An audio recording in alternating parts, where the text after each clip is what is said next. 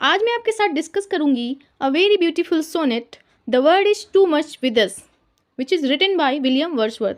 अगर आप UP PGT TGT या अदर एग्जाम्स की भी तैयारी कर रहे हैं तो आपके लिए ये बेनिफिशियल होगी। तो अगर मैं बात करूँ ये कंपोजिशन की पोयम की, तो ये कंपोज हुई थी 1802 में एंड पब्लिकेशन कब हुआ था 1807 में। पोएम्स इन टू वॉल्यूम में ये पब्लिश हुई थी।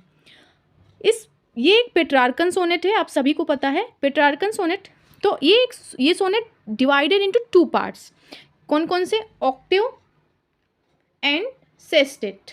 ओके, ऑक्टेव की राइमिंग स्कीम है A B B A and A B B A and sestet की राइमिंग स्कीम है C D C D C D C D. तो ये इनकी राइमिंग स्कीम है, ये कभी कभी पूछ ली जाती हैं एग्जाम में। तो इस सोनेट में वर्ड्सवर्थ ने ह्यूमन बीइंग को बहुत क्रिटिसाइज किया है। कहा है human being the world is too much with अस। इसकी पहली लाइन का ही एक मतलब है कि मनुष्य जाति एक बोझ की तरह है। उन्होंने मनुष्य जाति है ह्यूमन बीइंग को क्या कहा है? धरती पर बोझ की तरह कह के क्रिटिसाइज किया है और कह रहे हैं we are not paying attention toward the nature. हम नेचर की तरफ ध्यान ही नहीं दे रहे हैं। We are only busy spending and getting, मतलब हम कमाने खर्च करने में ही बिजी हैं। वो सोचते हैं, ह्यूमन बीइंग सोचते हैं कि हमें प्रकृति से क्या मिल रहा है, तो वो प्रकृति की तरफ अपना झुकाव नहीं देते हैं। तो चलिए स्टार्ट करते हैं। पहली लाइन है the world is too much with us late and soon. तो पहली लाइन में ही वर्ड्सवर्थ जी ने कहा है कि ह्यूमन बीइंग धरती पे बोझ की तरह है। टू मच यहाँ इसी का मतलब है कि बोझ की तरह है। लेट एंड सून, पहले भी हम ये काम करते थे और आने वाले समय में भी हम ये काम करेंगे। क्या? गेटिंग एंड स्पेंडिंग, कमाना और खर्च करना। गेटिंग मीन्स कमाना एंड स्पेंडिंग खर्च करना। इसी में हम क्या कर रहे हैं? वी ले वेस्ट आवर पावर्स। हम अपनी पावर को खर्च कर रहे हैं, किसमें? कमाने में और खर्च करने में। मतलब उन्होंने कहा हमारा ध्यान प्रकृति की तरफ नहीं है, हम सिर्फ अपने ऊपर ध्यान दे रहे हैं। हम कमा रहे हैं और खर्च कर रहे हैं, हम इसी पे अपनी सारी एनर्जी को वेस्ट कर रहे हैं। नेक्स्ट उन्होंने बोला है little we see in nature that is ours. बोलते हैं कि हम लोग अपनी प्रकृति को कम आंकते हैं। लिटिल वी सी मतलब कम आंकते हैं, मानते हैं कि इससे हमें क्या मिल रहा है, कुछ नहीं मिल रहा है। ठीक है, ये हमारे लिए क्या करती है? ये हमारे लिए कुछ नहीं करती है। हम लोगों को ऐसा लगता है कि नेचर हमको कुछ नहीं ऑफर कर सकता, तो हम इसकी तरफ क्यों ध्यान दें। नेक्स्ट बोला है we have our hearts away a sordid boon. मतलब हम लोगों ने अपने हर्ट को और सोल को बेच दिया है, अपनी आत्मा को बेच दिया है। किसको बेच दिया है? उन्होंने कहा है मेटेरियलिस्टिक समाज को बेच दिया है, भौतिक समाज को बेच दिया है, जिसमें हम बिजी हो गए हैं। Okay, now next is this sea that bares her bosom to the moon.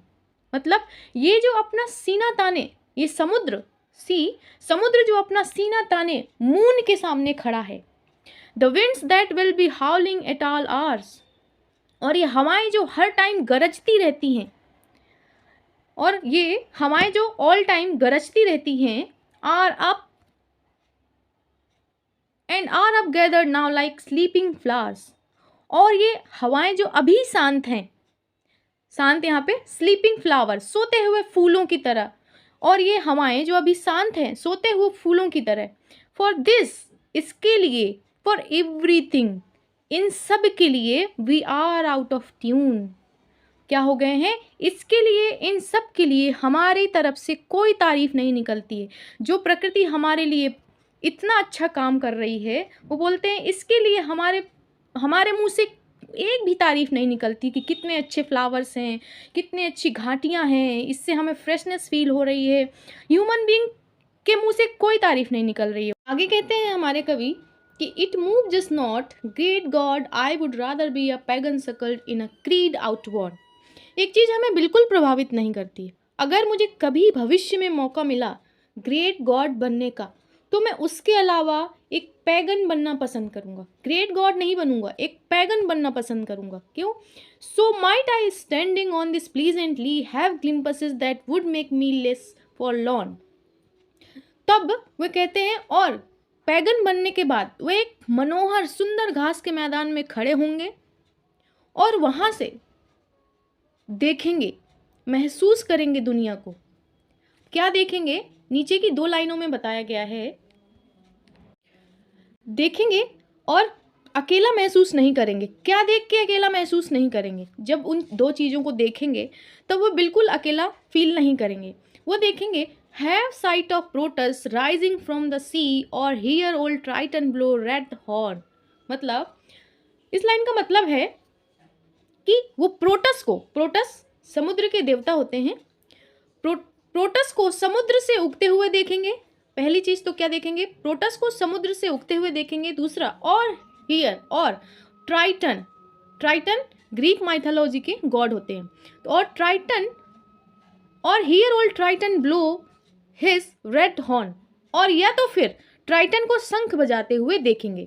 वो क्या देखेंगे? पहली लाइन में बोला हैव साइट ऑफ प्रोटस, या तो वो देखेंगे कि समुद्र का जो देवता है प्रोटस, उसे उगते हुए देखेंगे। ये दूसरी लाइन में बोला है, या तो फिर वे ट्राइटन को शंख बजाते हुए देखेंगे। ओके, मुझे यहाँ पे हमारी पोयम ख़त्म होती है फ्रेंड्स। मुझे आशा है आपको समझ आई होगी। अगर कुछ गलतियाँ हुई हों तो प्लीज़ बताइएगा कमेंट में। एक रिक्वेस्ट है, अगर पसंद आया हो तो प्लीज़ शेयर करिएगा अपने फ्रेंड्स के साथ। Thank you so much.